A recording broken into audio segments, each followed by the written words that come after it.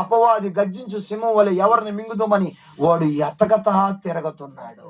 వాడు ఎతకతా తిరిగేటప్పుడు మీరు మెలకువగా లేకపోతే మిమ్మల్ని మింగేస్తాడు. ఈ వాక్యం మనకి అర్థమైంది, అవ్వ ఆదాములకు అర్థం కాల. అందుకని అవ్వ ఆదాముల్ని ఈడేం చేశాడు? మింగేశాడు. అవునమ్మా, ఈరోజు చదువుకునే బిడ్డల్ని మింగేస్తున్నాడు. సేవ చేసే సేవకులు కుటుంబాలు మింగేస్తున్నాడు. ఓ ఉద్యోగాలు చేసే వాళ్ళని మింగేస్తున్నాడు. యవనస్తుల్ని మింగేస్తున్నాడు. ఎందుకు మింగేస్తున్నాడంటే మెలకువగా ఉండనందున, మెలకువగా భక్తి చేయలేనందున, మెలకువ కలిగి జీవించలేనందున ఈ రోజు ఎన్నో కాపరాలు వాడు మింగేస్తున్నాడు. చెల్లులారా, ఒక అన్నగా, ఒక సేవకుడుగా, ఒక తమ్ముడుగా మిమ్మల్ని గోజారుకుంటున్నా, మెలకువ కలిగిన భక్తి చేయండి. ప్రతిరోజు మెలకువ కలిగి ఉండండి. నీ దగ్గర కూడా ఏ రూపంలో రావచ్చు, మీ మామ రూపంలో, మీ అత్త రూపంలో, మీ స్నేహితుడి రూపంలో, ముక్కు మొహం తెలియని వాడు రూపంలో, ఏ రూపంలో వాడు వచ్చి నీకు గాలం వేయచ్చు, ఉచ్చు వేయచ్చు, వల వేయచ్చు. ఆ సందర్భంలో నువ్వు మెలకువ కలిగి ఉండకపోతే మింగేసే సందర్భాలు దగ్గరగా ఉన్నాయి. ఇప్పుడు అవ్వ ఆదాముకి మాయి మాటలు చెప్పి అవ్వ ఆదాములను మింగేశాడు. ఒక చిన్న మాట చెప్తా చూడక్క, అపోస్తుల కార్యం 5వ అధ్యాయం, చిన్న మాట చెప్తా చూడు. అపోస్తుల కార్యము 5వ అధ్యాయము 1వ వాక్యాన్ని ఒకసారి మీరు చూడండి. మంచి మాట ఉంది, త్వరగా చదవండి.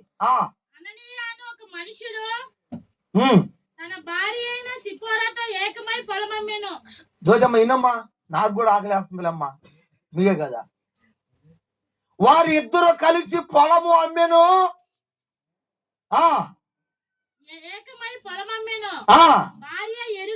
భార్య తెలియకనే కొంత దాచిపెట్టాడు. అపోస్తుల పాదముల యొద్ద పెట్టాడు. అప్పుడు పేతురు అంటే ఎవరు? సేవకుడు, పాస్టర్. అప్పుడు పేతురు, అననీయా, నీ భార్య నీ భూమి ఎలలో కొంత దాచుకొని పరిశుద్ధాత్ముని మోసపుచ్చుటకు అక్క, సాతాను ఎందుకు మీ హృదయములను ప్రేరేపించెను? అది మీ యొద్దనున్నప్పుడు మీదే కదది. వెంటనే మనోడు ఏం చేశాడు? బోర్ల పడి చచ్చాడు. అట భర్త చచ్చిన కొద్దిసేపటికి భార్య కూడా చచ్చింది. ఆ రోజు అవ్వ ఆదాముని మింగితే ఇప్పుడు అననీయ సఫీరుని మింగేశాడు. అయ్యా,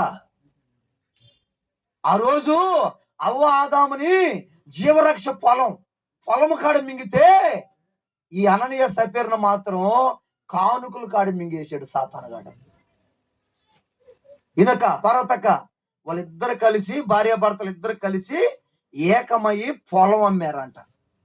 పొలం అమ్మి పాస్టర్ చూడలేదులే, దేవుడికి తెలియదులే అని అమ్మిన దాంట్లో కొంత దాపెట్టుకొని కొంత తీసుకుని వచ్చి అపోస్తుల పాదాల దగ్గర, అంటే బలిపీఠ మీద పెట్టాడంట.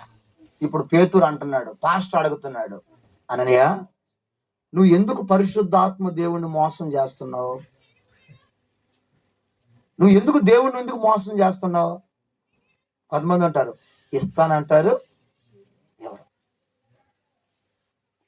కట్టిస్తానంటారు, కట్టించరు, పెడతానంటారు, పెట్టరే.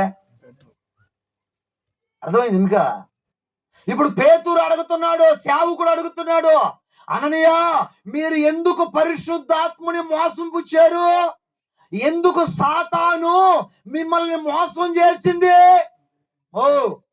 అననీయ సఫీరా ఇద్దరు మాత్రం, భార్య భర్తలు మాత్రం పొలం అమ్మి మొత్తం ఇవ్వాలనుకున్నారు దేవుడికి. మధ్యలో సాతాను గాడు ఏం చేశాడు? ఓయమ్మ, ఇంత ఇస్తా నేను కవితమ్మా, ఓయేమో ఇంత ఇయ్యాలా,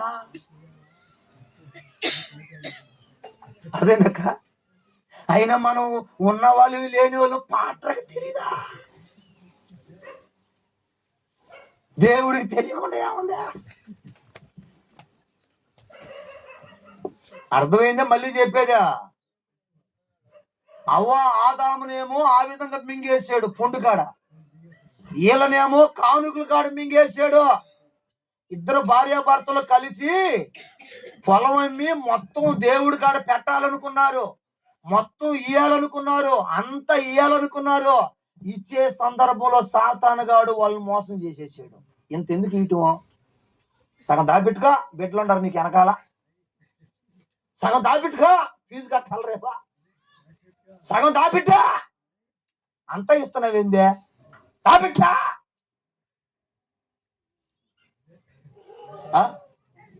నేను గొప్ప చెప్పటం కాదు, పార్వత ఒకప్పుడు ఒక సాక్ష్యం చెప్పింది, నేను వినటం కాదు, నేను వాళ్ళు కితపరచట్లా. ఎందుకంటే నీ చేత దేవుడికి ఈనీకుండా సాతాను నిన్ను మింగేస్తాడు. మింగేసిన నీళ్ళు వెంటనే అనని ఏమైపోయాడమ్మా? సచ్చాడా బతికాడా? సచ్చాడా బతికాడా? తర్వాత భార్య సచ్చిందా బతికిందా? ఆ రోజు అవ్వ ఆదాముని మింగిన సాతానుగాడు ఇప్పుడు అననీయ సఫీర్ని ఇద్దరిని మింగేశాడు. అందుకని బైబిల్ గ్రంథంలో రాయబడిన మాట, మీరు మెలకువ కలిగి ఉండండి, మీ విరోధి అయిన అపవాది గర్జించు సింహము వలె ఎవరిని మింగదామా, ఏ యవనస్తుని మింగదామా, ఏ స్త్రీని మింగదామా, ఏ పురుషుని మింగదామా, ఏ బిడ్డని మింగదామా, ఏ సేవకుని మింగదామా, ఏ కుటుంబాన్ని మింగదామా, ఏ రూపంలో మింగదాం, ఏ విధంగా మింగదాం, ఎట్ట మింగదాం, ఏ విధంగా మింగదామని వాడు వెతకతా తిరగతా ఉన్నాడు. అందుచేత మీరు ప్రతి విషయంలో మెలకువ కలిగి ఉండండి. పొగిడింపులకి మోసపోబాకండి. పొగిడించి పొగిడించి పొగిడించి ఏం చేస్తాడో? నీ కొంపలు కుంచేస్తాడు. ఇప్పుడు అననీయ సఫీర్నేమో కానుకలు ఇచ్చే దగ్గర మింగితే, అవ్వ ఆదామునేమో జీవరక్ష పొలము దగ్గర ఏదో తోటలో మింగేశాడు. అక్క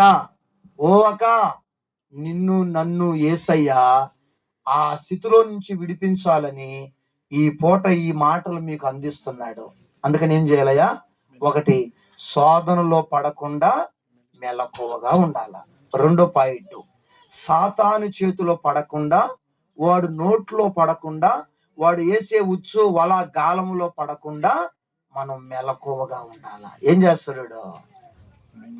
మింగాలని అనేక ప్రయత్నాలు చేస్తాడు, అనేక రూపంలో మన కాడకు వస్తాడు. పొరపాటుగా మనం వాడు నోట్లో పన్నే మెలకువ కలిగి మనం బ్రతకాల. స్తోత్రం కలుగును గాక.